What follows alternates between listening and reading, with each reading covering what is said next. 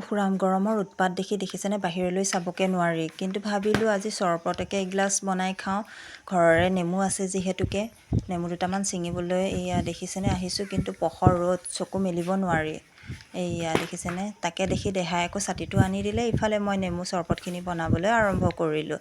এয়া ফ্ৰিজৰ পৰা পানীখিনিও লৈ আহিলোঁ আৰু চৰবত বনাবলৈ ৰেডি কৰিছোঁ গোটেইখিনি। এয়া গৰমত নিজৰ ঘৰৰে নেমু চেপি চৰবত গিলাচ খোৱাই মজাই বেলেগ নহয় জানো। এয়া আমিও খাম এতিয়া, সকলোকে দিম ঘৰৰ। এয়া মই মিঠৈ দি পেলাই চৰবত বনাম। মিঠৈ আৰু অকণমান নিমখ দিম, চেনি নিদিওঁ। মিঠৈ দিলে সকলোৱে খাব পাৰিব। এয়া আপোনালোকেও এনেকৈ গৰমত নেমু চৰবত খায়নে বাৰু? এয়া মোৰ হৈ গ'ল অলৰেডি। এয়া মই এতিয়া সকলোকে দিম নেমু চৰবত। এয়া সকলোকে দিবলৈ গৈছোঁ আৰু এয়া দেহাকো দিম এতিয়া মই। আৰু আজিৰ ভিডিঅ'টো ইমানেই। আজিলৈ আহোঁ, বাই।